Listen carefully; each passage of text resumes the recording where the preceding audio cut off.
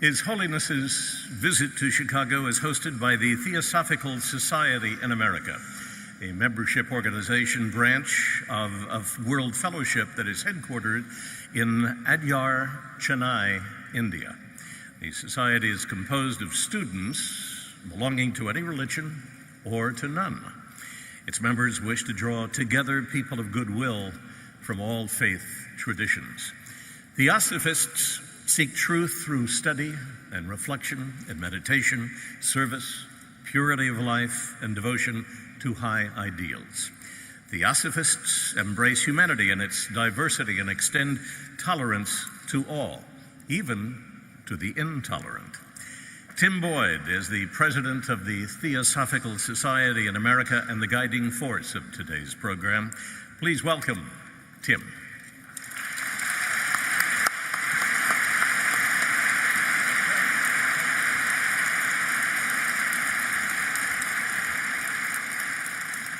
First of all, thank you, Bill.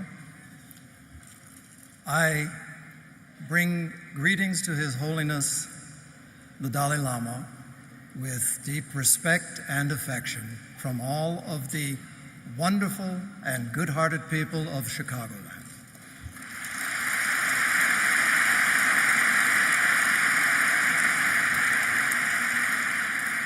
On behalf of the Theosophical Society in America, I would like to welcome you all here to today's event. It is a few words I would like to say about the Theosophical Society. First of all, it was founded in 1875, and it has its international headquarters in Chennai, India. Its American headquarters are right here in Wheaton, Illinois.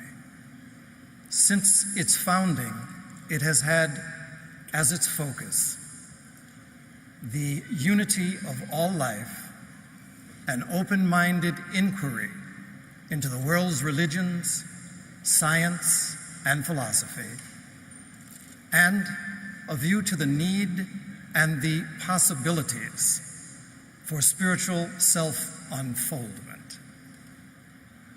The seed for today's program was planted many years ago, actually in 1956.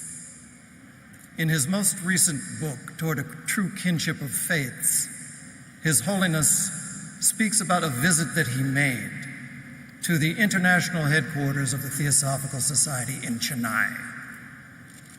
At that time, it was, except for a first one trip that he had made outside of Tibet to communist China in an attempt to negotiate with Mao Zedong and other Chinese leaders. Except for that one trip, it was the first time that he had ever left Tibet. He was a young monk, 21 years old, whose only religious exposure at that time was to Buddhism. In his book, he speaks about it, and I'd like to read you what it is that he actually said. He said, "Looking back on this trip in 1956, I realized that my visit to the Theosophical Society in Chennai left a powerful impression. There, I was first directly exposed to people and to a movement that attempted to bring together the wisdom of the world's spiritual traditions, as well as science. I felt among the members a tremendous openness to the world's religions and an embracing of pluralism." He goes on to say that when he returned from that trip, he was a changed man. 3 years later, in 1959, His Holiness and 100,000 of his fellow Tibetans left Tibet, fleeing Tibet from the occupation,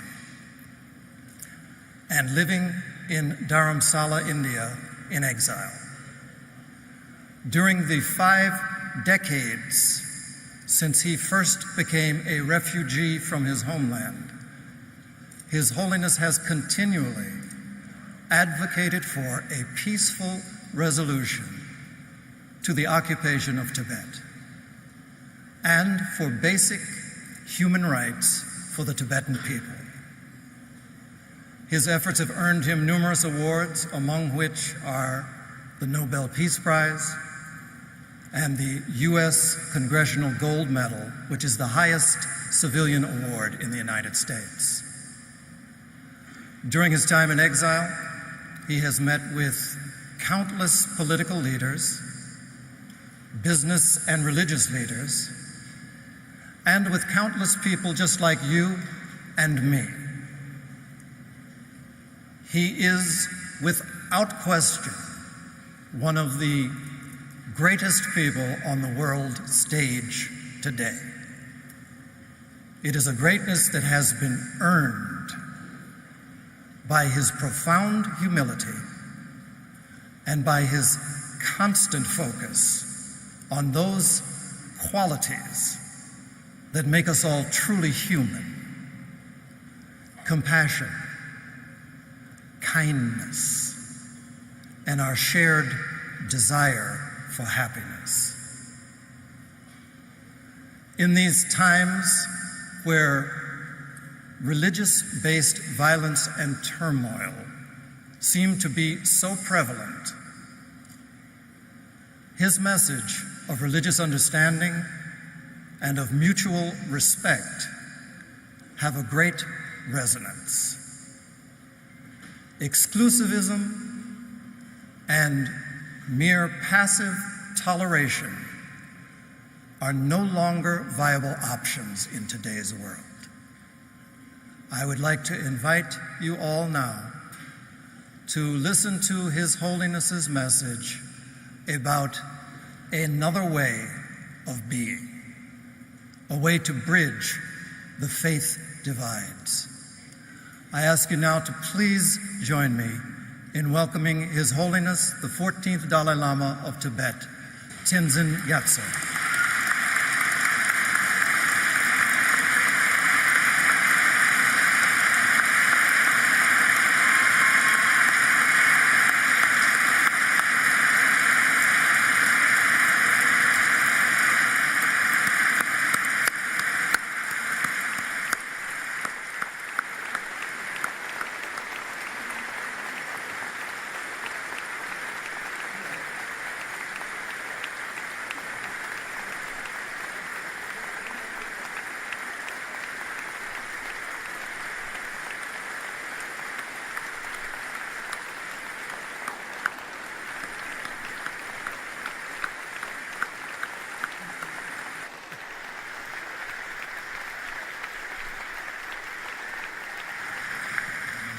Today.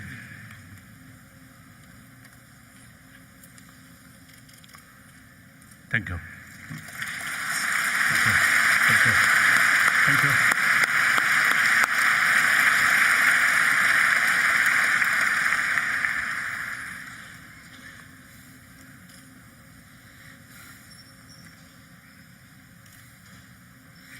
Really beautiful decoration, right?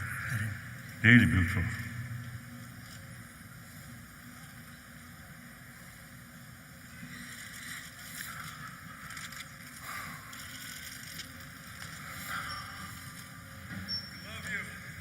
Thank you.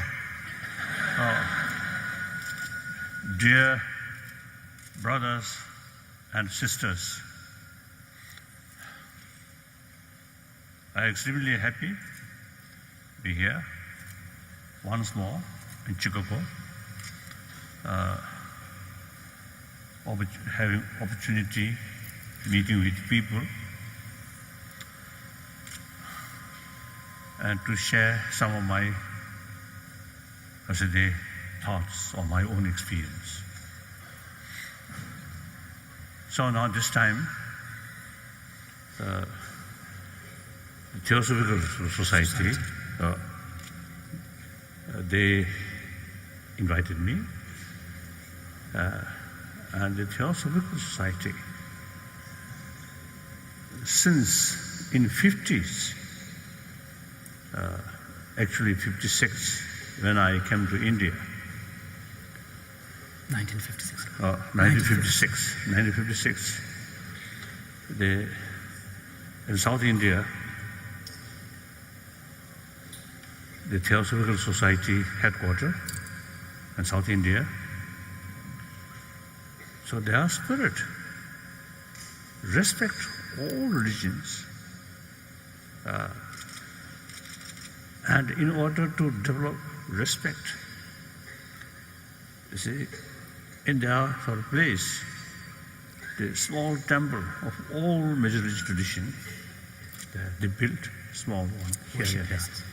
Worship places. Worship places. So they actually, people get some experience and some knowledge about different traditions. So that's the proper way to develop mutual respect and also mutual learning. So wonderful. So now, come here, I think the Chicago, I think they, one Swami Vivekananda, I think came here, and I think the idea, they're setting up the World Parliament of Religions. So I'm very happy once more here. And I was told yesterday, concerned people last about 2 months, you see, making these sort of artworks, and to show the symbol of major different world religions. So I very much appreciate. Because I see. I see. Better sit down.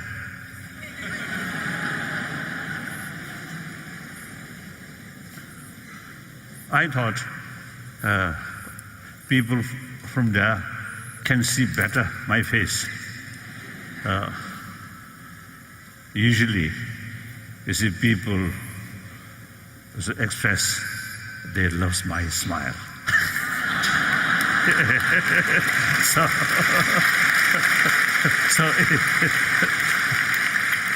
So if I stay here, then I think some people there, I think may not see.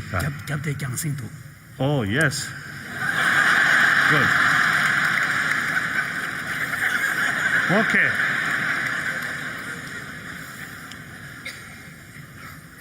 Then, of course, before coming here, I spent a few minutes with Governor and his wife. And I learned this state very recently, in fact this year, today, the governor signed the abolish death sentence. So,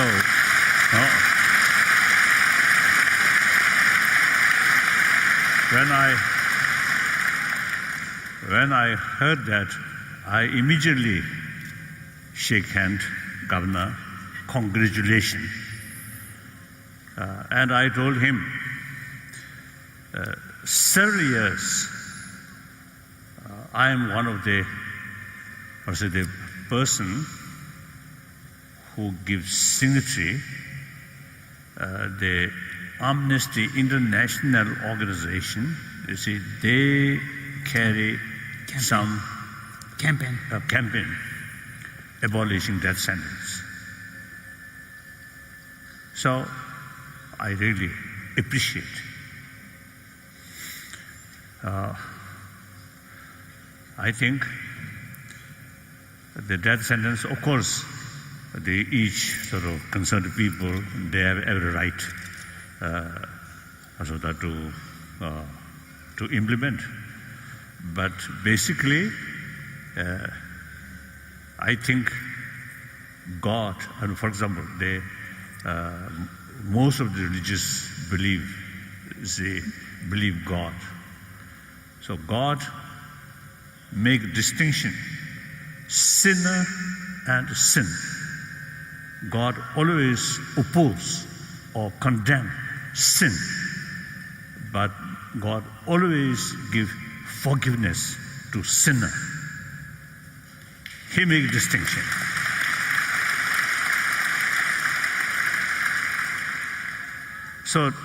So therefore, I think your act really, I think, fulfill or served God's sort of wish. Make distinction. As sin, we must oppose. As sinner, we must give forgiveness, and we must give them love, compassion. So, now my main talk. Bridging the faith divide, compassion and action.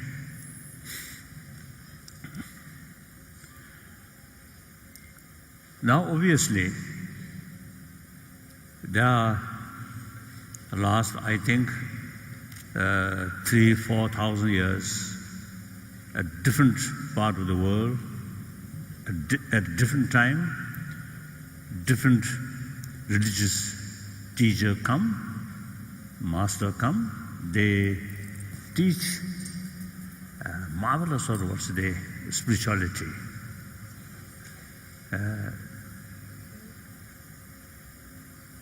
So actually, all those great teachers, great masters, when they give sort of spiritual sort of message to people, their only sort of motivation is to help humanity, to bring inner peace. However, sometimes we human beings, due to our weakness, some cases even religion used for conflict or for their own interest, for power, for money, for fame. That's not properly sort of practice, proper way of practice of religion. So, since there are conflict in the name of different religions, not only in the past human history, but even in modern time, that's very, very unfortunate. I just to say, sort of share with my dear respected governor. I mentioned conflict for power, understandable. Conflict for money, understandable. But conflict in the name of religion, it's difficult to understand. There's no sufficient reasons.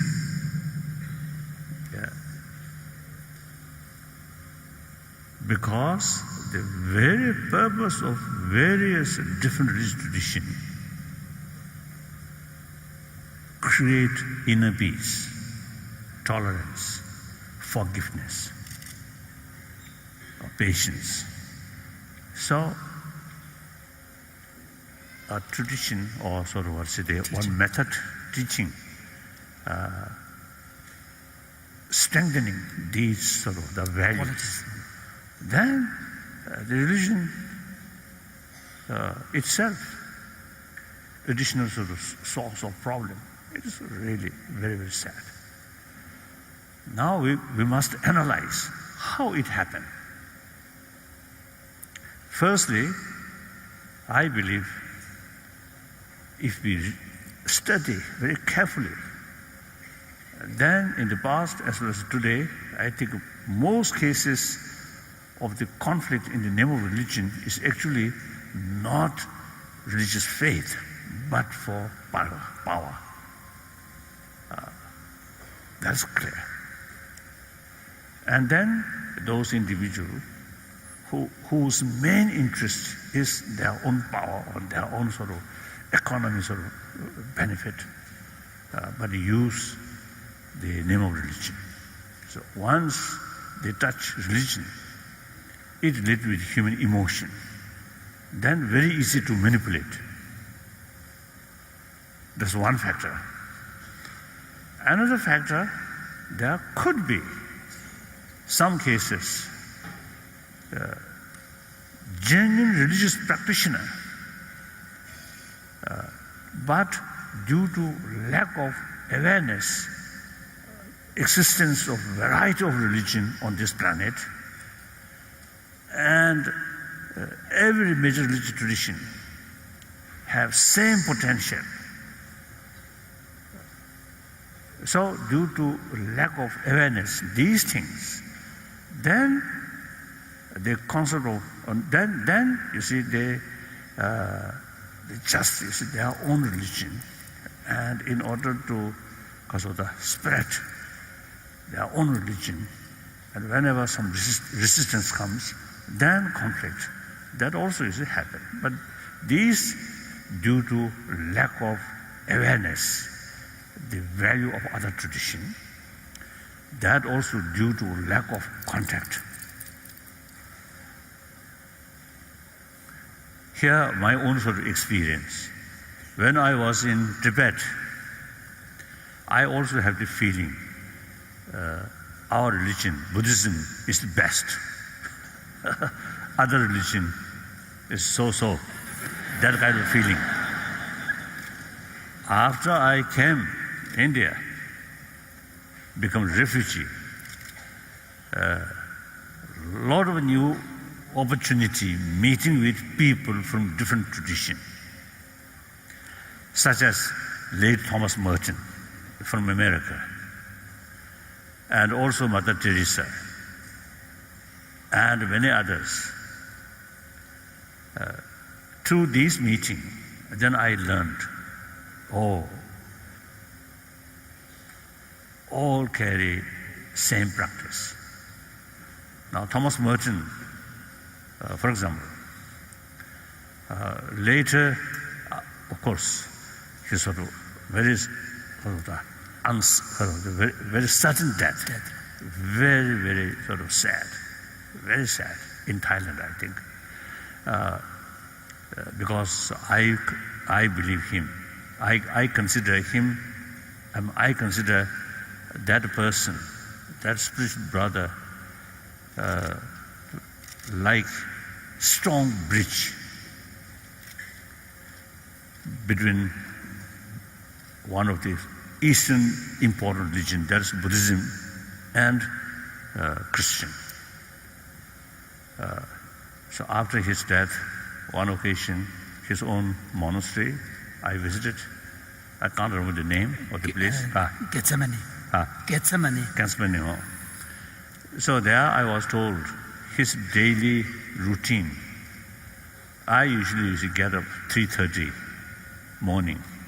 He get up 2:30 morning, 1 hour earlier than me. Then the time go to bed.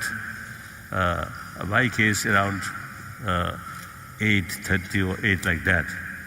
So his case 7:30, 1 hour earlier. I was told like that. So in any way, after meeting such people, then I realized and then also I had a number of occasions meeting with some Muslim practitioner. The very word jihad, according Muslim practitioner, jihad means combat with your own destructive emotion. Jihad, not sort of fight with others, no. Fight within your own destructive emotion. And then one Muslim told me, a person who described himself as a Islam practitioner, if creates bloodshed, then actually no longer Muslim practitioner, because Muslim practitioner must extend love, compassion towards entire creature of Allah, their God. So, very clear. And then also I met a number of sort of Jewish, spiritual leaders and practitioners. So,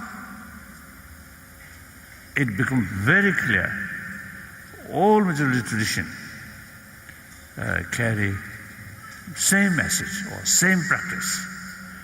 That is practice of love, compassion, forgiveness, tolerance, self-discipline, moral principle, justice, truthful, all teach these things, same. But then, philosophical field, big differences. Basically, it's a whole world majority tradition, two groups. One theistic group, one non-theistic group. Christianity, Islam, Judaism, and many Hinduism is the theistic religious group. Then ancient one Indian sort of tradition which existed before Buddhism came. That's one Sangha, they call Sangha philosophy. One part of that, and then also Jainism and Buddhism belongs the category of non-theistic. They believe law of causality. So big differences. According to these non-theistic, no concept of creator, oneself as a creator.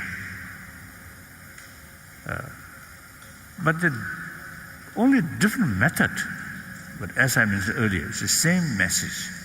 So in order to carry this message to the sort of follower more effective way, one theistic religion use the sort of the theory of creator. Everything created by God. So this very life created by God. So truly in the sense of our Father. So that brings feeling of intimacy with God. More closeness feeling, more willingness to follow God's sort of wish or God's sort of guidance. Yeah. And then, what is the real meaning of God? Is infinite love, compassion. So therefore, with that concept brings strong sort of enthusiasm to serve other out of love, compassion to other. Many Christian organizations really devoted whole their life serving others through education, in the field of education and the field of health. Wonderful. I often notice in some remote area in India, some Christian missionary schools, some medical sort of clinics. So these people, they themselves, you see, remain in these remote, poor condition. They sacrifice their own personal sort of comfort. All these sort of enthusiasm brought by their faith. So same effect.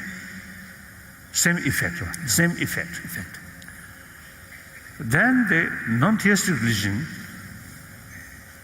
no concept of creator, but law of causality. So that that philosophical sort of view brings same sort of enthusiasm, because the things happen due to its own causes and conditions.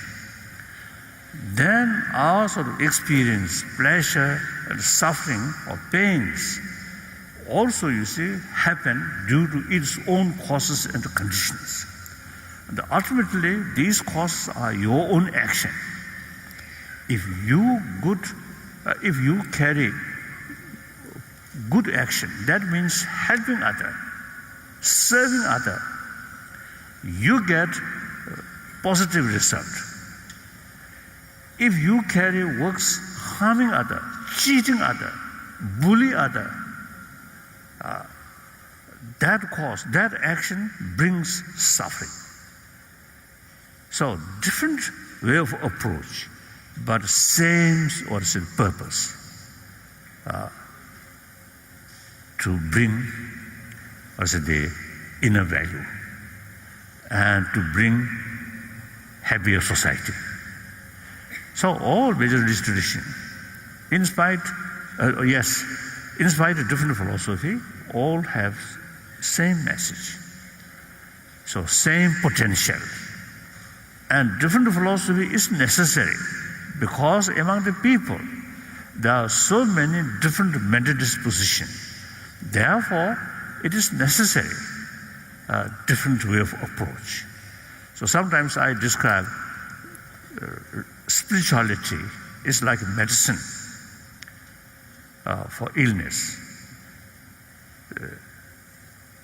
So there are sort of variety of illness, and also due to physical condition.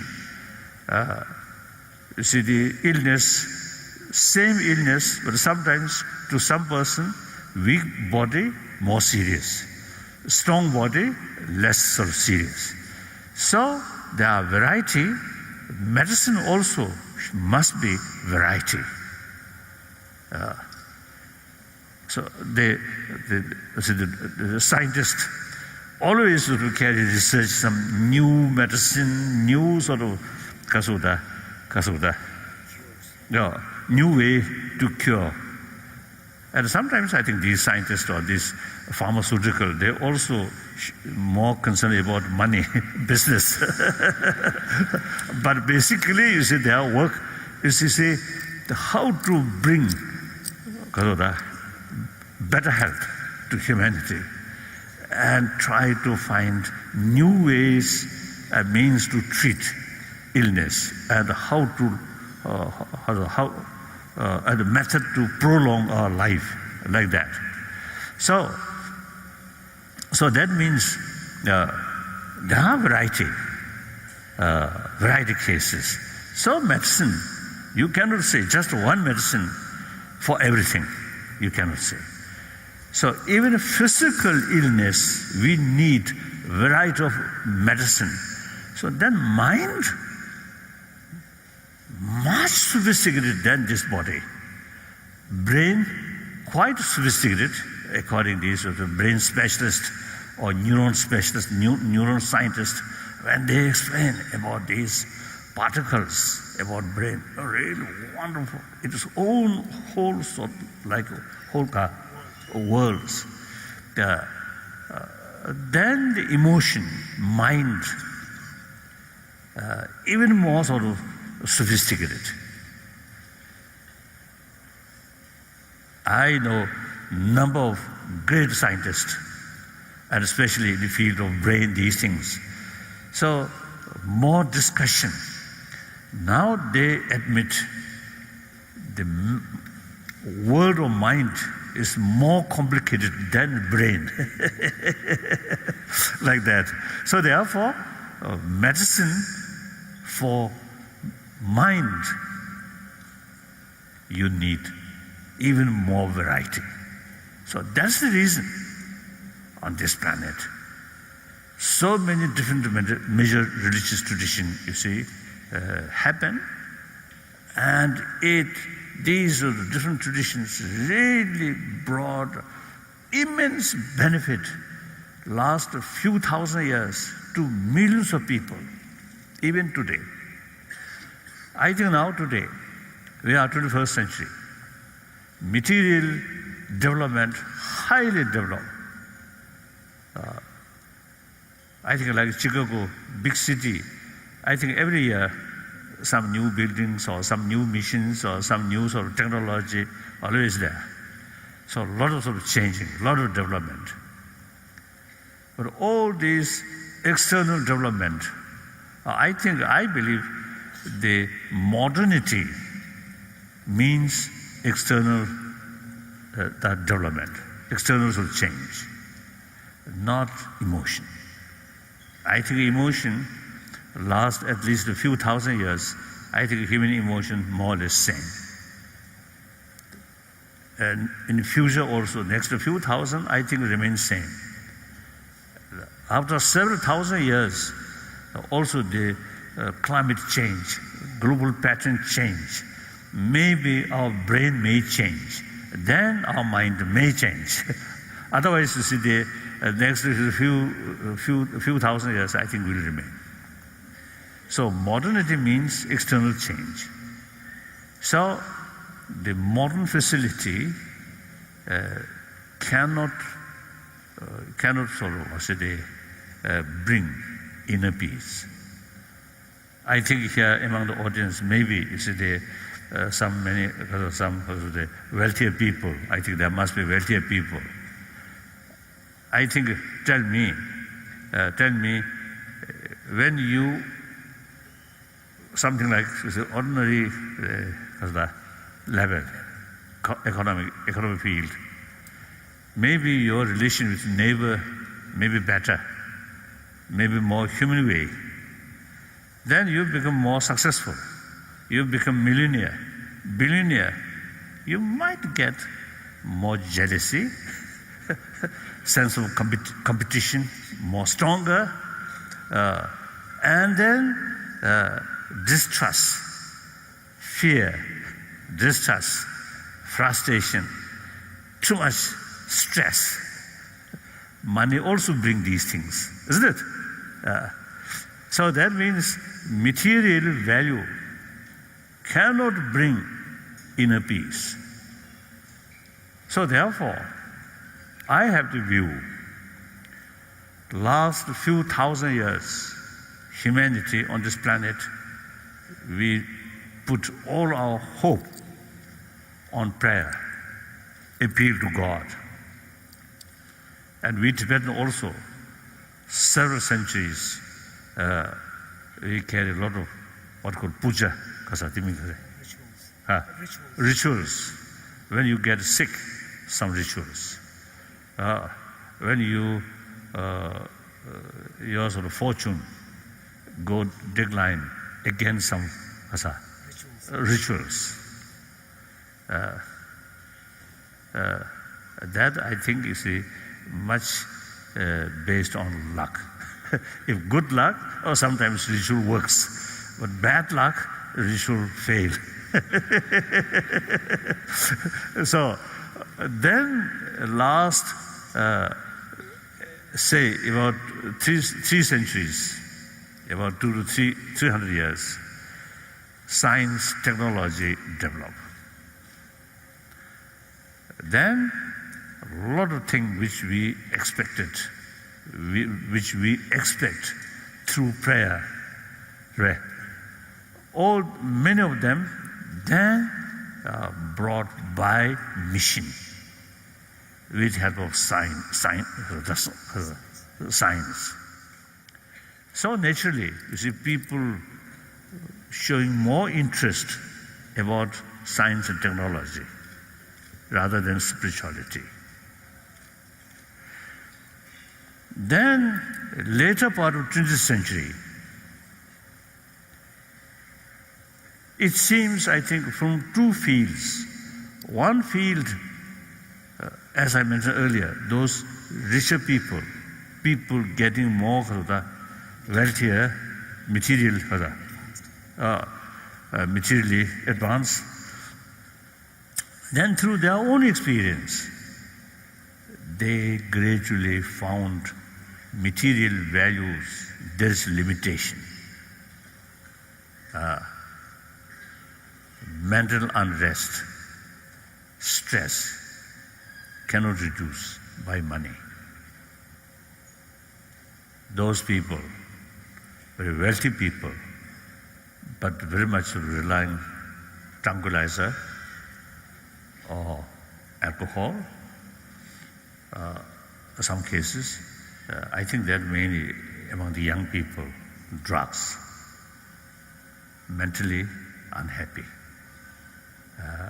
not peaceful.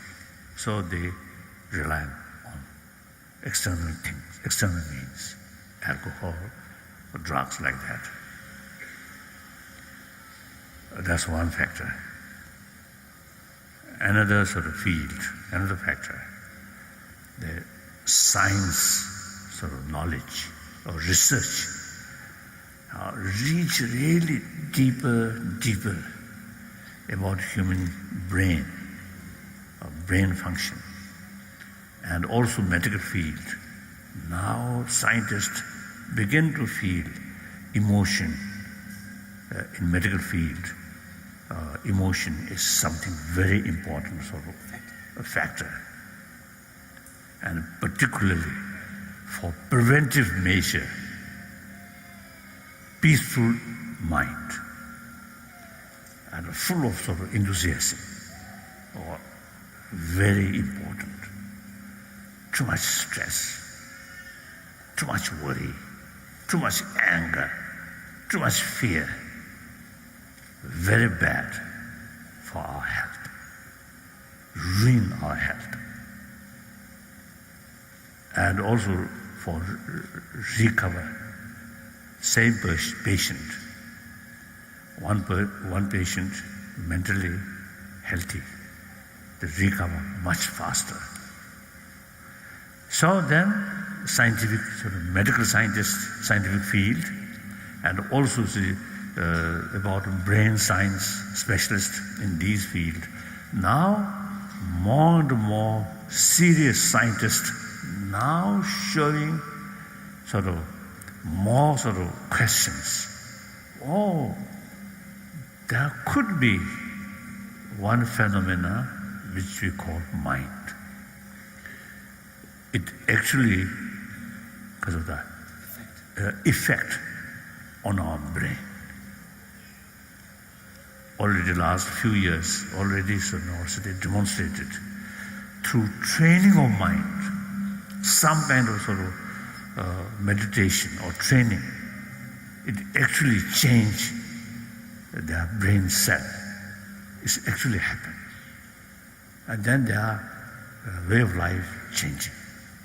Stress reduce, blood pressure reduce. So that's another factor. So these two sort of factors. Now, later part of 20th century, people, more and more people now showing interest about spirituality. Usually I call inner values, like that. So, such period, harmony among the different institutions is very, very essential.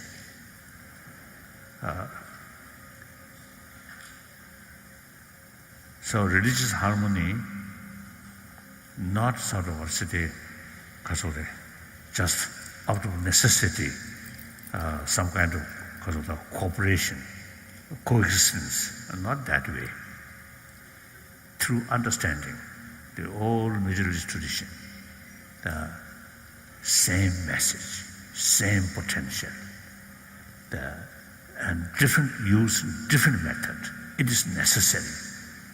So here we must know the concept of one religion, one truth, and the concept of several truths, several religions. These two things itself contradiction. But there's no contradiction. In the case of individual concept of one truth, one religion is very relevant in order to develop single-pointed faith towards one's own God or one's own religion. Then in the terms of community, even family level, say one Christian, one Jew, one is Muslim, even in the terms of family level, yes, there several truths, several religion must be there.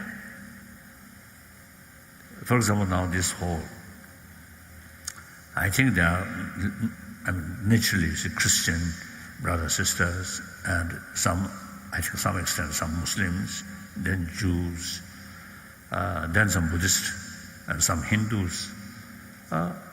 So, already in this whole, the reality is several truths, several religions already there. Not only modern people's creation, but the last more than 3,000 years on this planet, already several religions, several truths already there. Nobody can change that. So therefore, in the terms of community, the concept of several truths, several religion is very much relevant. In the terms of individual practitioner, concept of one truth, one religion is very relevant. So,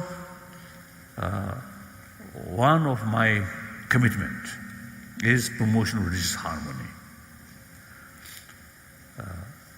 So firstly, that I carry that commitment on the level of I'm Buddhist monk. And perhaps I think one Buddhist monk who have a lot of sort of friends among Christians, among Muslims, among Jews, among Hindus. Quite often when I give talk to some local, the Christian leaders, introduce me. So one occasion in Australia, one very good Christian minister, very good one, wonderful. He also, heavily involved the helping poorer section of the people. So one time he introduced me as a good Christian. So obviously, nobody believed that. But in the sense, we have same practice. Therefore, he considered me as a good Christian. Then I immediately respond him, I consider you as a good Buddhist. It's a similar practice, like that. So therefore, I'm as one Buddhist monk who also have quite sort of a wide sort of contact with many other religious, spiritual brothers, sisters. So one my commitment is promotion religious harmony. So now here, my main sort of talk is about that. Then meantime, another my commitment that I consider number one my commitment. That is that commitment on the level of I am human being. So nearly 7 billion human beings on this planet, all same human being. Different color, different culture, different language, different faith, different nationality, different social background. These are secondary. We all come to this planet same way, from mother's womb. Everybody nurtured by our mother. And then more important, entire now nearly 7 billion human beings, everyone want happy life. Everyone have the right to achieve happy life. So that's the basis of our concept of human right. We're born, same human being, physically, emotionally, mentally, 100% same. And inner desire, also same. So on that basis, everyone has the right to fulfill that desire. So then, in order to carry a happy life, healthy family, healthy society is very crucial. Now in modern time, some kind of serious illness, that is corruption. Many parts of the world. In America, maybe less. I don't know. I think governor knows. Like India, and particularly like China, and many other, how corruption now really on serious matter. So the meaningful method to reduce that problem, give more punishment, not answer, but real answer is promote human moral principle. So all these illness, not due to lack of education, no. I think in fact, most of the corrupted people, I think better education. Those innocent people, less education, may be more honest. So education failed to bring moral principle. Then naturally, money never bring moral principle. So therefore, now question, everybody agree, in order to build a healthy society, healthy family, the justice, truthful, honest, these are the fundamental sort of factor to create healthy society, healthy community, happy community, like that. So that very much based on moral principle. So now question, how to bring, firstly, what is moral principle? Then how to bring that moral principle? That's the serious question. Some my friends believe moral principle must be based on religious faith. And at the same time, some other my friends say moral principle not necessarily religious belief. I also believe that among non-believer, some very honest person, some very truthful, compassionate person, we find, we can see. So, moral principle not necessarily based on religious faith. On the other hand,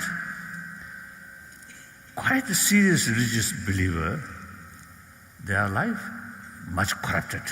That also we see. Sometimes I jokingly say, telling some my friend, that they carry daily sort of worship, or worship day, daily prayer and worship. But it is possible, some of these corrupt people, early morning, they remember God and worship, prayer including my corrupted work must be successful.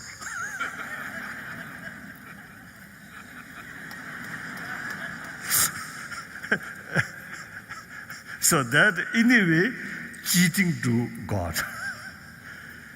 So it is not serious person. In any way, that shows the mere religious belief, not sort of full guarantee become honest person. So therefore, my belief, the basic human moral principles, not necessarily based on religion, the real sort of basis of the moral ethics is, I believe, firstly, honest.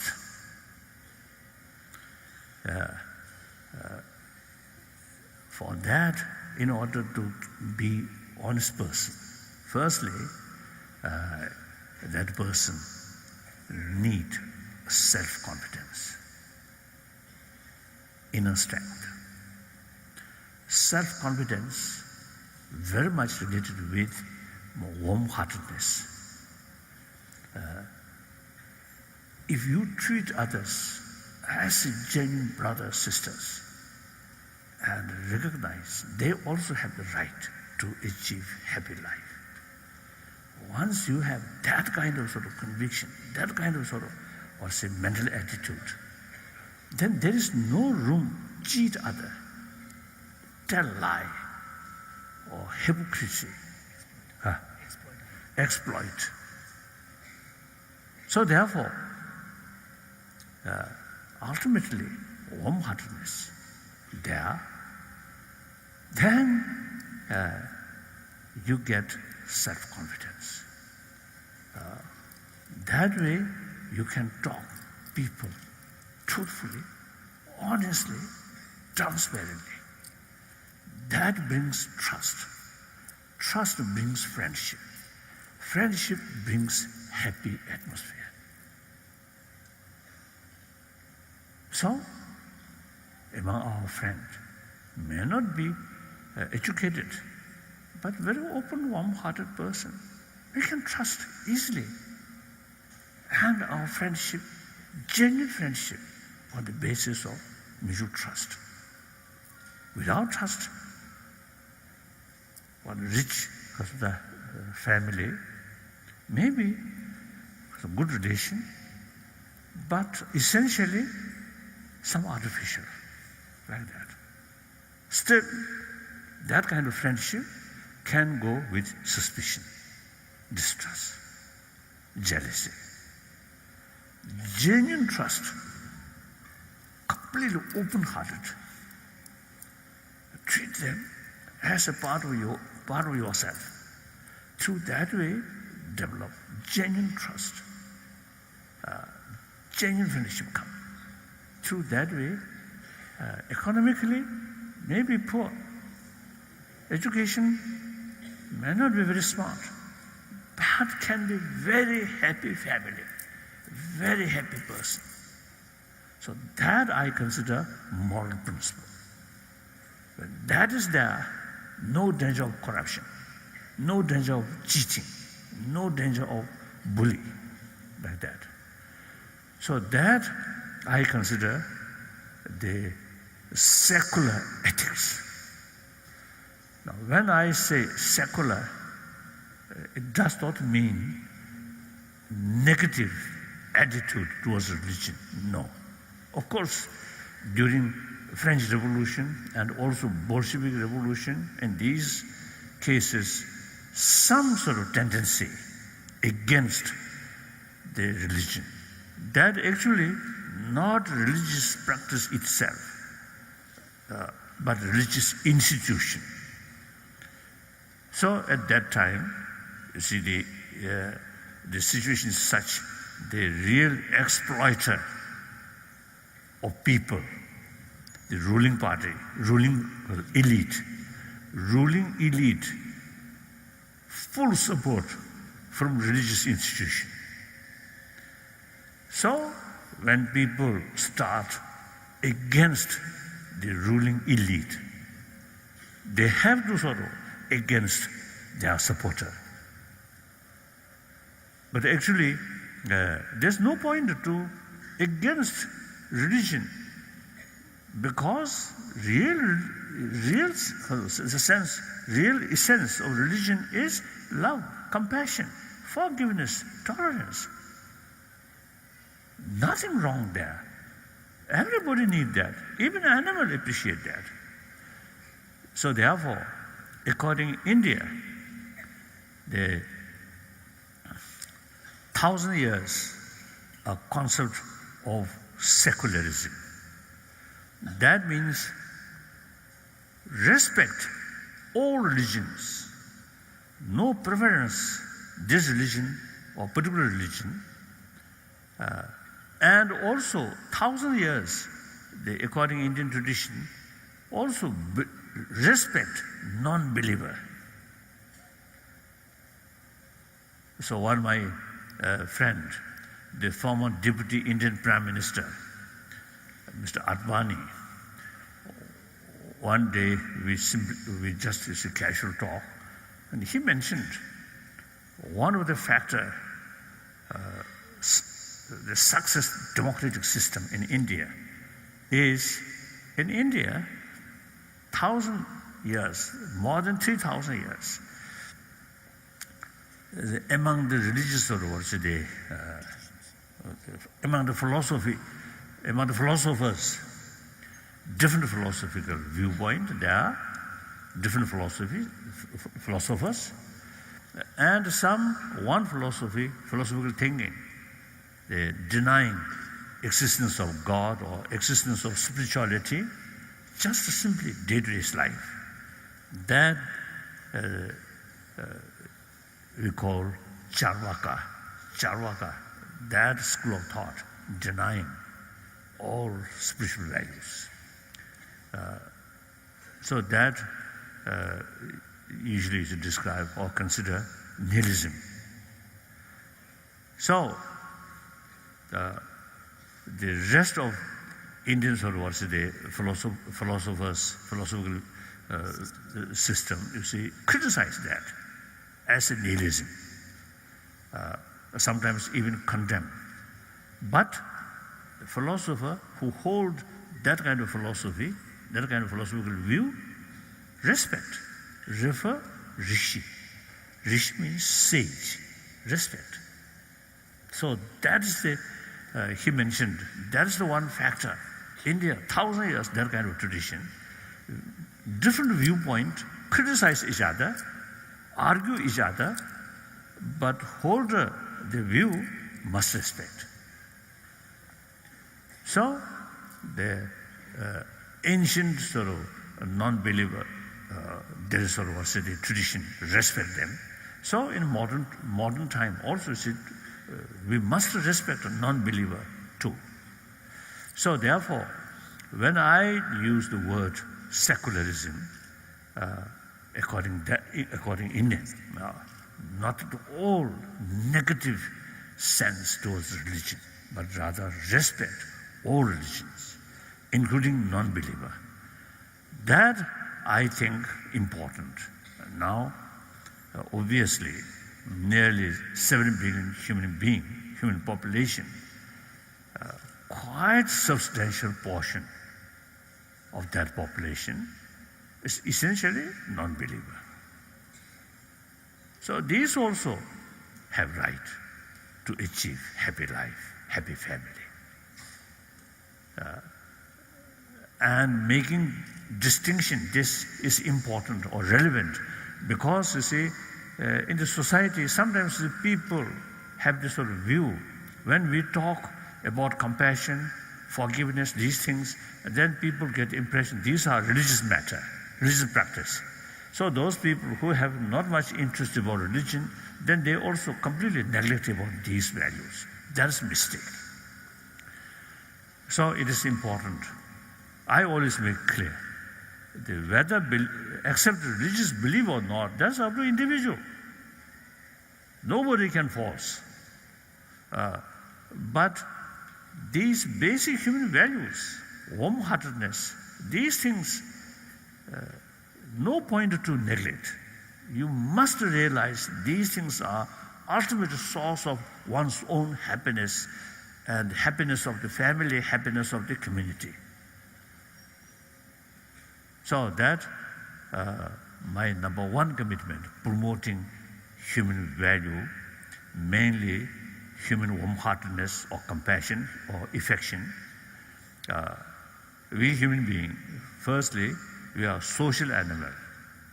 Then our biological sort of factor also is such. Everybody have the sort of potential to show affection to other, because our life starts from parents' sort of affection, and particularly mother's affection. So this body element, more affectionate mind, this body goes very well. More anger, more hatred, mental attitude, very harmful for this body. So therefore, we can consider basic human nature is more gentleness, more compassionate. Of course, because of human intelligence, because of almost, I think, unlimited desire or unlimited sort of greed, sometimes aggression also become part of our life. But essentially, human nature is more gentleness, more compassionate. So, I think that's all. So think.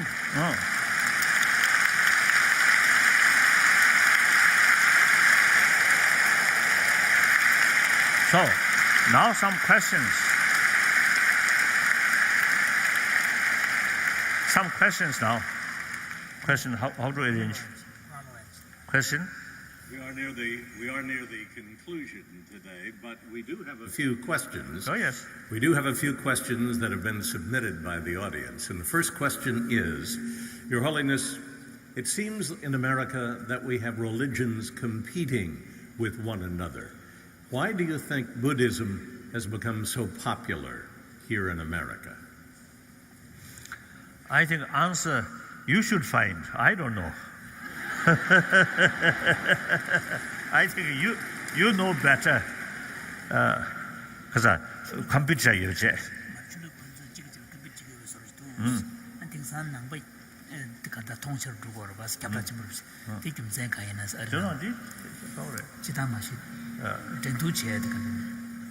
I think competition. I think there could be two kinds of competition, two categories of competition. One competition, kind of sense, I must be top, and others reach top, admire. Meantime, you also want to be top. Right? That sense of competition is positive, very good. Now another kind of competition, in order to you achieve first, then sometimes create some trouble, so obstacle for others. That kind of competition is negative. So I think, for example, study. I think without a sense of competition, there will not be much progress. Some sense of competition. In Tibetan Buddhist tradition, Nalanda tradition, is when we study a lot of debate, dialectical debate. So there are quite strong sense of competition.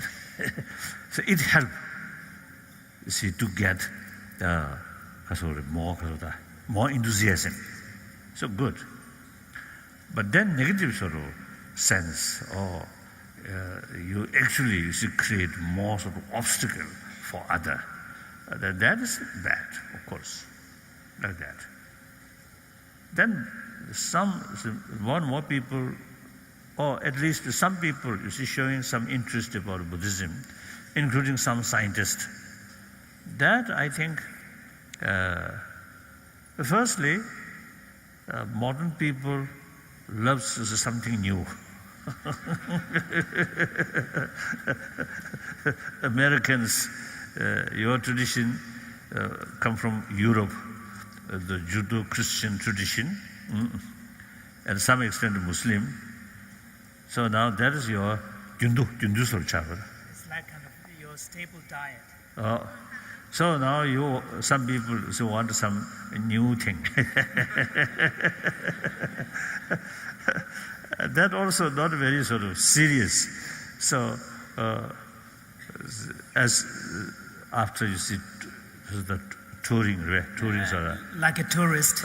tour and find some new things, little bit interest, and for a few months, showing some interest. Then after a few months, forget. Such things are not very serious. But then some people who fund research work, analyze, then Buddhist tradition, particularly the Nalanda tradition, there is sort of very strong sort of tradition. Analysis. Even Buddha's own word, the Nalanda tradition have this sort of tradition, you investigate or analyze Buddha's own teaching. If particular teaching goes contradictory with our reasons, then we should have the liberty to reject that. So Buddha himself, express, "Oh, my follower, ordained monks or scholars should not accept my teaching out of faith, out of devotion, but rather through thorough investigation, experiment." So some people, like that kind of approach. But still, whenever I give some lecture on Buddhism in the West, in Europe or America or Australia, in New Zealand, this area, I always stress, you traditionally not Buddhist. So therefore, it is better to keep your own tradition rather than change your religion. It is much safer. Otherwise, you may develop some confusion. I have one sort of story, one example. In early 60s, when we came to India, in early period, things are very, very difficult. So one family, eventually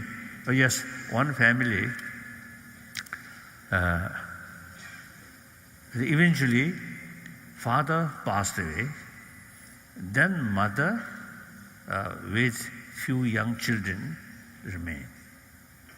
The tremendous difficulties. Then at that time, some Christian organization, Catholic organization, as well as the other sort of Christian organization, really came to help immensely.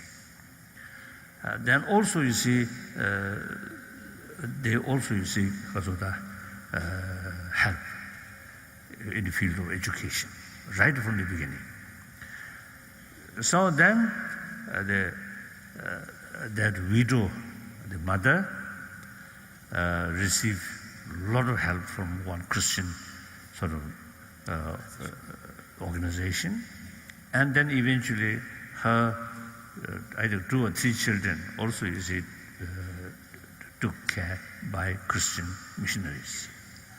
So then that lady, I think early 60, I think 63, 64, around that, she came to see me and she told her whole stories, all these difficult sort of life stories.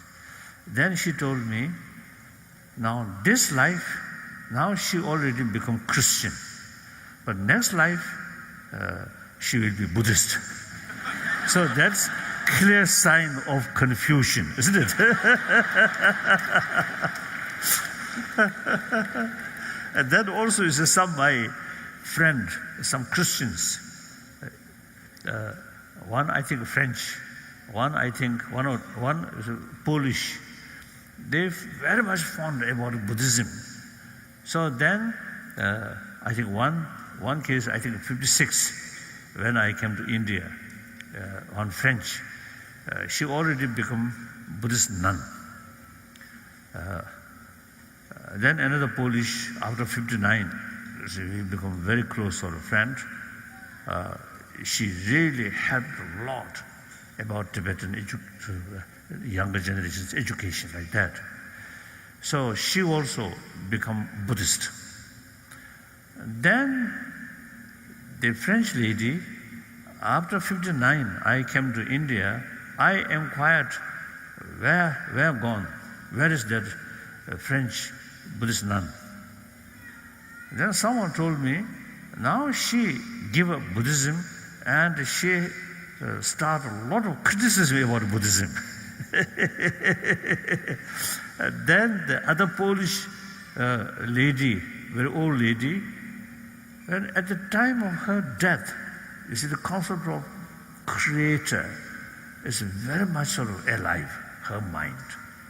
So these are clear signs of confusion. It is much better, safer, keep one's own tradition.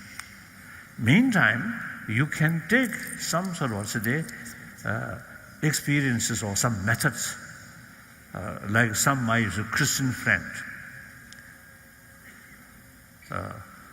One sort of story, quite nice, is one Christian monk, or one American, wonderful person, wonderful sort of spiritual brother, and also one England. I know one Christian monk, Catholic monk. Appleford, sorry. Appleford Monastery, Dom Sylvester. England. And Appleford. Oh, in Scotland, I think border, yes. England and Scotland. One time, it was my visit Scotland, I think Glasgow. I just slipped, sorry. Slipped, yeah, slipped. Slipped. Slip of tongue. Oh, England, I mentioned England. Then the Scottish people there, they immediately said, this is not England, this is Scotland.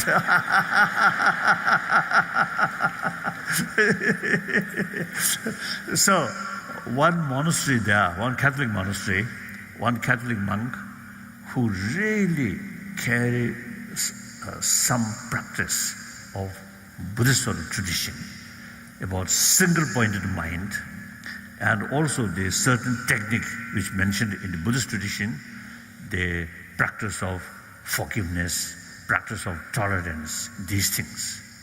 So that's okay. Then the American, the Christian monk, really wonderful.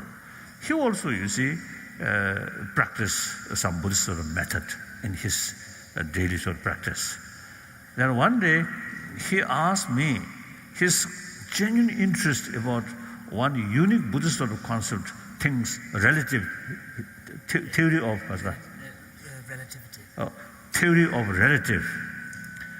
So he then asked me about that. Then I told him, this is not your business. This is Buddhist business, so don't ask that. So these are something unique. Because they, according to the Christian sort of faith, the God is absolute and absolute and permanent. Therefore, this is a Buddhist concept may sort of undermine that sort of concept. Absolute and independent, that kind of sort of faith. So it is much better to keep that faith. So I really admire the Christian or those theistic religious sort of tradition. Tremendous faith towards God. One time, I think John Main from Canada,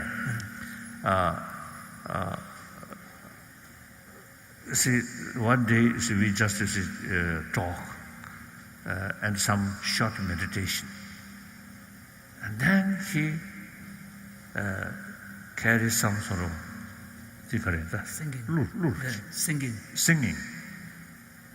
Then, while you see praising God, tear come. Tears were following on his cheeks as he was singing the hymn. So clear sort of indication, such a sort of strong, single-pointed faith towards God. So you see that works in psychological level, total submission to God. Certainly reduce self-centered attitude. So Buddhist idea, selflessness, aiming reduce self-centered attitude. Different method. But those theistic religious tradition, single-pointed faith towards God, Creator, that reduce same sort of effect like that. So really wonderful. So therefore, I always stress it is better to keep one's own tradition.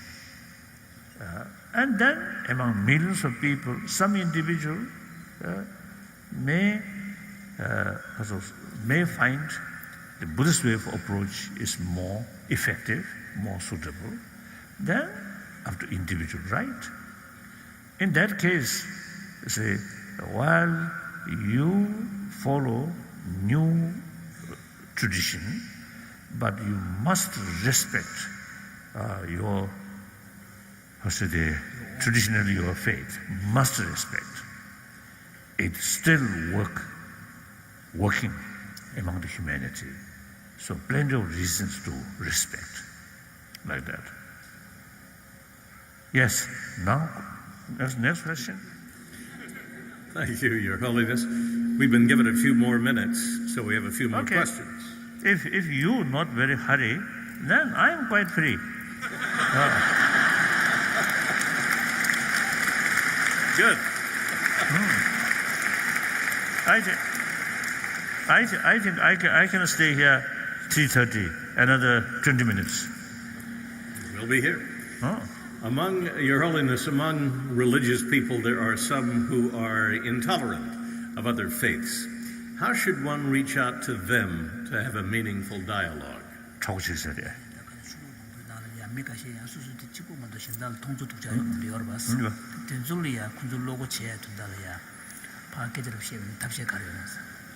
I think like interfaith meeting last few decades, wherever I go, the local organization often used to organize interfaith.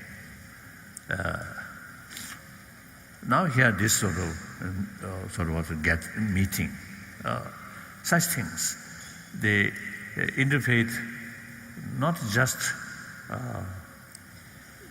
say 1 hour, 2 hours of a meeting and pray together, or pray each according each faith, then finish. Not that way, but sort of at least a few days, some serious sort of discussions.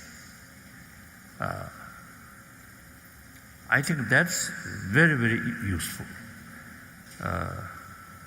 I have also the 3 ways to promotion of religious harmony. Number 1, meeting with scholars of different tradition, then discuss what similarities, what's differences. Then obviously there are differences there.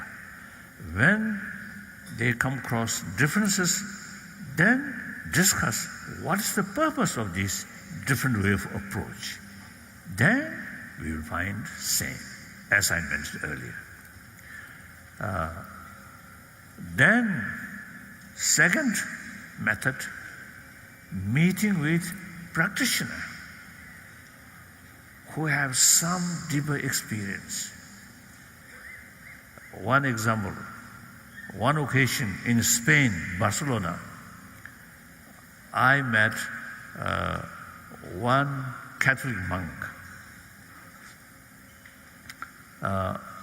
The organizer told me that monk, Catholic monk, last 5 years in the mountain behind that monastery, a life, hermit life, solitude, hermit life, as hermit, and very little hot meal. So that person, he came to see me. And I usually jokingly telling audience, his English worse than my English. Compare his broken English, my broken English is a little better. So I have more courage to discuss with him through my broken English. Then I asked him, I was told, you spent 5 years in the mountain, in the hermit life. What kind of your sort of practice? Then he answered, meditate on love. When he mentioned that, in his eyes, sort of special sort of what's the indication. So that sort of confirmed he really practiced love and compassion. And then, as I mentioned earlier, meeting Thomas Merton, and then also witness like the Mother Teresa herself and her follower, really dedicated people.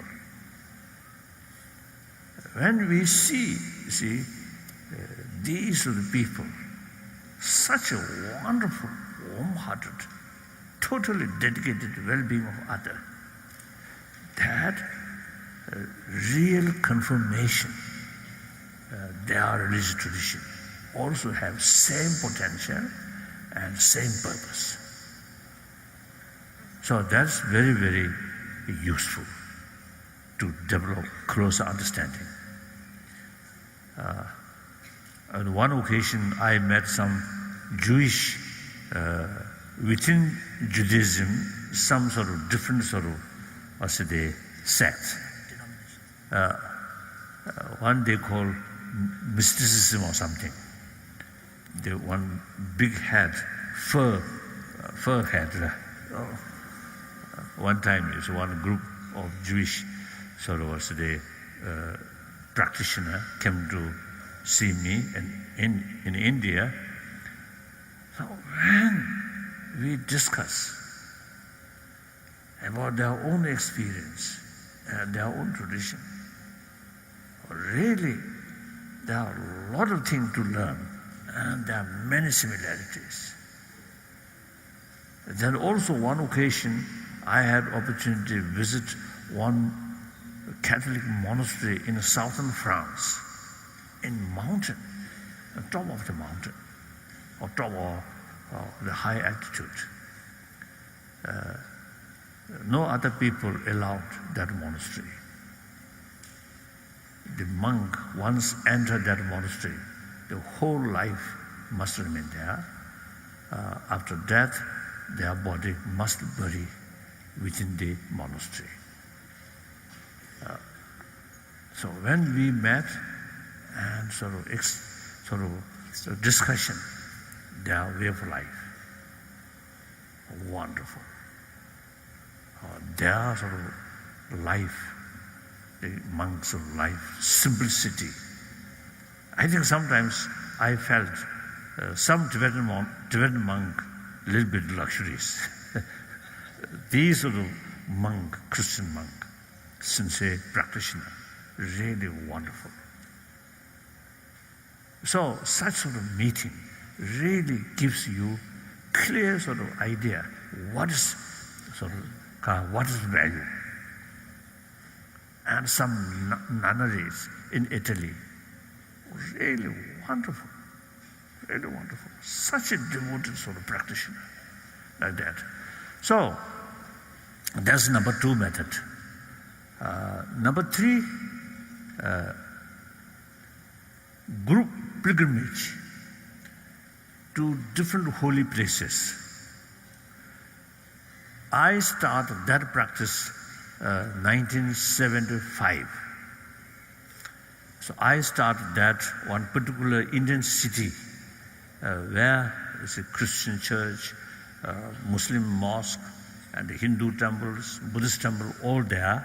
So one day I start a pilgrimage from I think one Christian church, then small mosque, then one Hindu temple, then Buddhist temple, then one Sikh temple, I think one Jain temple, like that.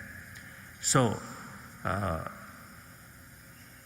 and that spirit, with that spirit, I also have the opportunity truly pilgrimage to Jerusalem. The first early morning, Wailing Wall, with some Jewish as a friend, and they carry something here, isn't it? Like that. And then they read in front of Wailing Wall, like a Tibetan Buddhist student, they recite something, resume like that, isn't it? I enjoy with them and pray. Then one ancient Christian church within the Within the compound. Jerusalem. I think Syrian Orthodox or something. Then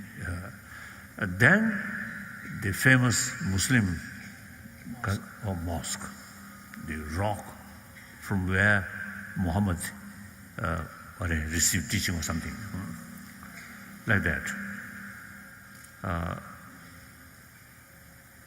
So such sort of thing. At that time, I'm Buddhist. Then one Jews, one Muslims, some Christians. One occasion, some Hindus, we all together as a group of pilgrims and visit these things. Oh, I must tell you,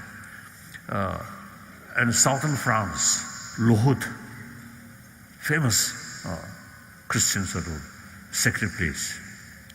I had the opportunity to visit there in front of Jesus Christ. I reflected. Millions of people, including many sick people, came there. They got tremendous sort of inspiration, inner peace, and in some cases that holy water cured their illness. Then Fatima, Portugal, one small Mary statue. In early morning, in front of the Mary statue, we sit together, some silent meditation, few minutes. Then, when we about to leave, and I turn back towards that Mary statue. Actually, that Mary statue smiling towards me. So I think I got some sort of blessing. So perhaps Mary mistake. I'm Buddhist. I'm not Christian. But actually, you see, on such sort of level, person who practice sincerely these message of God, there are not much differences, isn't it? So actually, I have that kind of experience. So like that. So that's one method. You see, the group pilgrimage to holy places. Then one Christian group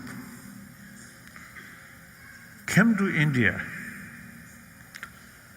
the most sacred Buddhist place in Bodh Gaya, where Buddha enlightened. That Christian group, few days sort of seminar in Bodh Gaya. So every morning they came, and I also was there, together, half an hour silent meditation each morning. Christian group, Buddhist group, Hindu group, Muslim group, we together. Some silent meditation or such practice really immense help to open one's own mind. My religion, then that little open. That's very, very, very helpful. And then one important thing is, I want to mention to you. One time in Argentina, I had one meeting, some local Christian leaders and one scientist there, physicist. I can't remember his name, a well-known sort of physicist. He told at that meeting, he is physicist or scientist, but he should not develop attachment towards his own scientific field. That I learned. Wonderful. I'm Buddhist, but I should not develop attachment towards my own religion. Because when I develop attachment towards my own religion, then your mental attitude becomes biased. Through that way, you can't see the value of other tradition objectively. So that, I think, very important. Then fourth method is like assisi meeting, initiated by late Pope John Paul. The Christian leaders, different Christian denominations, including Anglican Church. Anglican Church, and then I think some Eastern, I think Christian Church leader also there, and then some Buddhist. Beside me, one Cambodian, very wonderful monk or head of the Cambodian Buddhist community, monk. He also there. And some Hindus, I think some Chinese. So wonderful sort of meeting. So such sort of meeting, I think really carry powerful message to millions of people. All leader of different tradition come together and carry same message of peace and message of spirituality. So we need that kind of sort of work. Try. Next question. Well, our time is running out, and this next question will be our last question. And Yes. after His Holiness speaks, he will be joined on stage by Betty Bland, past president of the Theosophical Society in America, and Tim Boyd for a symbolic watering of the aspen saplings in each of the sculptures. But Your Holiness, final question. In recent years, you have worked very closely with many neuroscientists to help them gain a better understanding of consciousness. What have you learned from them and their research? Can science and religion coexist?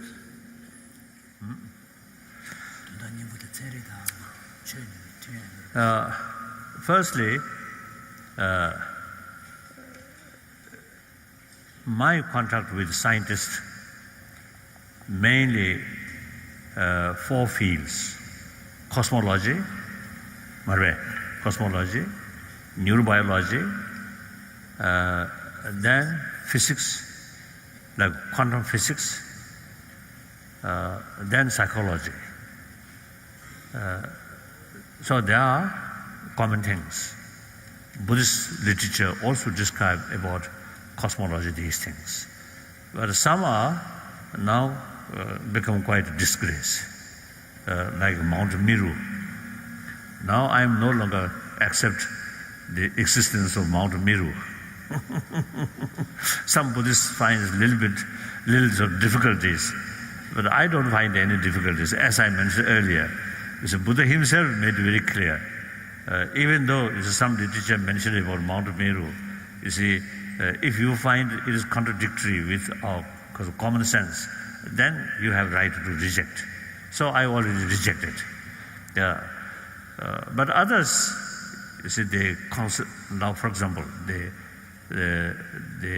theory of Big Bang and then development of the whole sort of cosmic way, cosmos, very similar with the Buddhist cosmology. Then,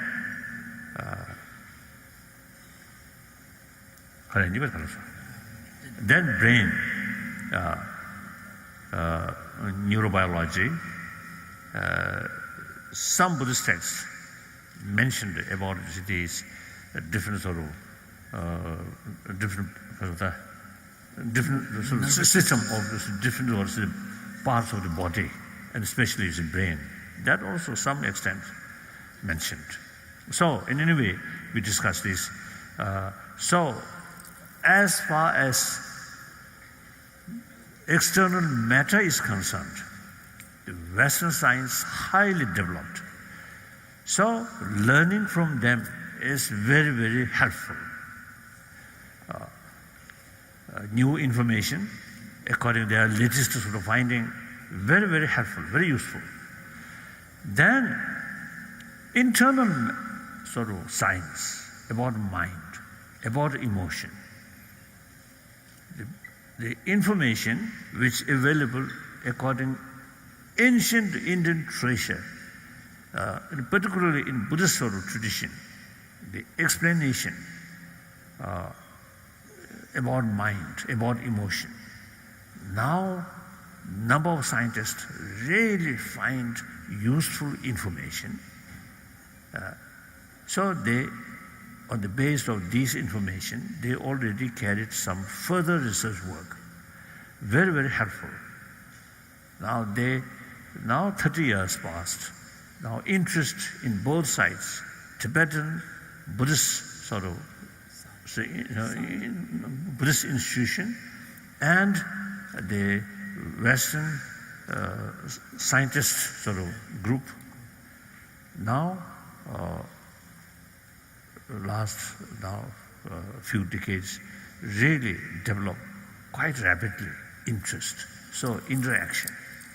And then, right from the beginning, I make distinction. Science, which mentioned in Buddhist literature, but essentially is science. Not mention positive or negative these things. Just science. What's fact? What's reality? Then second part, Buddhist philosophy on the basis of reality. Now the Buddhist concept of impermanence, Buddhist concept of interdependency. These things are based on the reality, just a sort of, because of after analyze the reality, then these concept as a conclusion of the reality. This itself, nothing to do with, not religious sort of Concepts. Religious concept. Then third part, Buddhist religion. So Buddhist science, Buddhist philosophy, Buddhist religion. So you should not because of that mixed concept, dialogue, Buddhism, science, not that way. Buddhist science, Buddhist philosophy, and modern science, yes, we have dialogue. Not Buddhist religion. That you should know. You should understand. So like that. So mutual benefit. One casualty, as I mentioned earlier, now I do not, in my mind, no longer sort of acceptance of Mount Meru. So sun and the moon, according to some literature, Mount Meru in the center and the sun and the moon go like that. So they're totally rubbish. One day in India, our settlement one small comparatively small settlement. So one occasion, my visit there, they opened one small kasoda,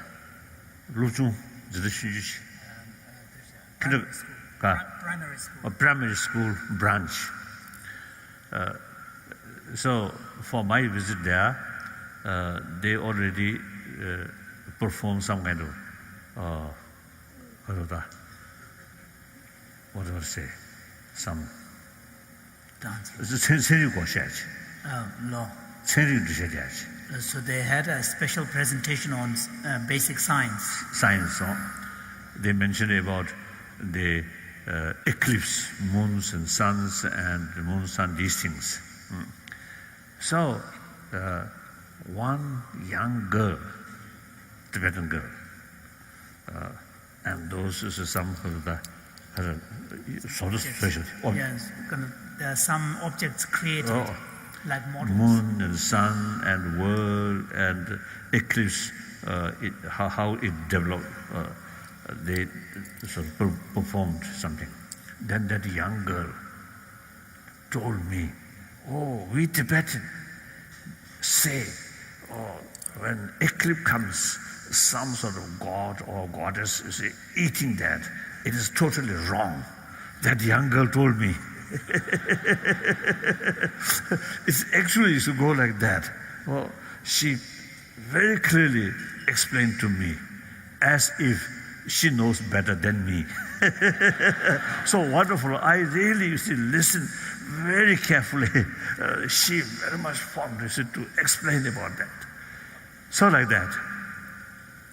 So I publicly, many occasions in India, I think over 10,000 monk students and many scholars, I sort of openly state, now if we accept these concepts, it go against Kasa. His Holiness is referring to a traditional concept of cosmology in some of the Buddhist texts. If we accept these things literally, it go against reality. So that's then no longer be follower of or student of Nalanda tradition. Like that. So we, I think Buddhism in general, particularly the Nalanda tradition, I think very scientific way of approach. So like that. Ladies and gentlemen, His Holiness, the Dalai Lama.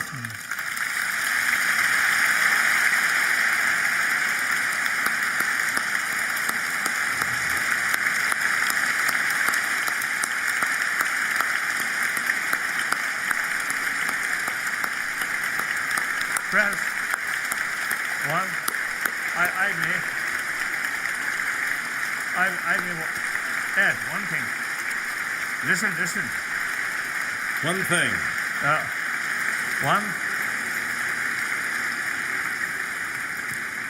The President His Holiness Pope, you see, he stressed the faith, reason must go together. So that's, I think, very wise sort of advice. He mentioned, without faith, there's no sort of real spiritual value. Without reason, so you cannot develop conviction.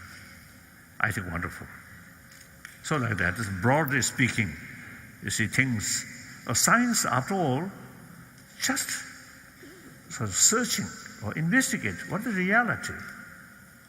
And I think some people say, through scientific sort of research, you cannot prove next life. Or through scientific way, you cannot prove God. And then, through scientific way, you cannot disprove God, existence God. And also, you see, cannot sort of disprove next life. So there are certain things beyond our sort of our rational understanding. This moment, I think a certain sort of concept in the scientific field, like quantum physics, I think 200 years ago, nobody knows that. But the reality already there. So we need to make a distinction between not finding something and finding that is not to be the case. So we must make distinction. There are some, I think because of that, I think we cannot say we 21st century people knows everything, all the beyond the whole cosmos, or billions of galaxies. Nobody can say, I know everything. No. That's why, you see, we still carry research work. Find out, more research. So the thing which we, because of the potentially knowing, no limit, go indefinitely. So some of the religious concepts also in that category. So that my answer. One time in Germany, some media people asked me, now scientists already prove the non-existence of next life. And what do you feel? What will you do? Usually I usually saying certain concept which mentioned in Buddhist literature thoroughly disproved through scientific sort of finding. Then Buddhists, particularly follower of Nalen tradition, then must abandon that idea. So then the one reporter asked me, then scientists already disprove next life. Then I told him, no. Like that. So, anyway, thank you.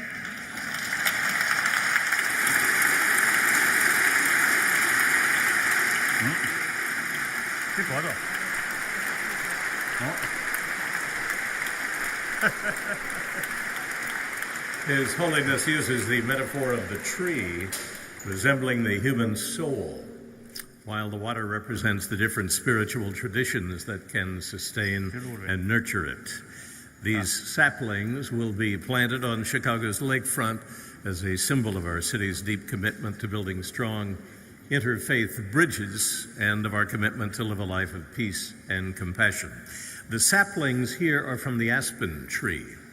An inspired donor suggested the aspen because of its unique nature. An aspen functions as a single organism connected to other aspens through the root system. When planted, each tree stands as an individual tree, at the same time being connected to the whole. A copse of aspens will be marked at Foster Avenue Beach by a boulder commemorating the 2011 Chicago visit of His Holiness, the Dalai Lama. And after the symbolic watering, we will close our program with the inspiring voice of Tibetan nun, Ani Choying, singing Amazing Grace. A lovely voice. And we want to thank you to our generous benefactors, Olivia Hansen and Exelon, for their extraordinary support of His Holiness' visit to Chicago. And thank you to Tim Boyd, Betty and David Bland, the host committee, Nina Schrader, and their commitment to making His Holiness' Chicago visit a reality.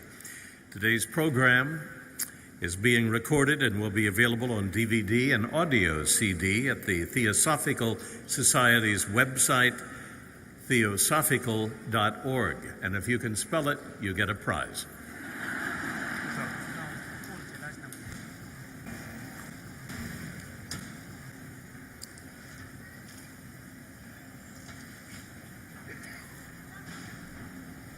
Thank you. It's good to see you. Thank you for very much. Thank you so much. Thank you. Thank you. See you tomorrow. Yeah.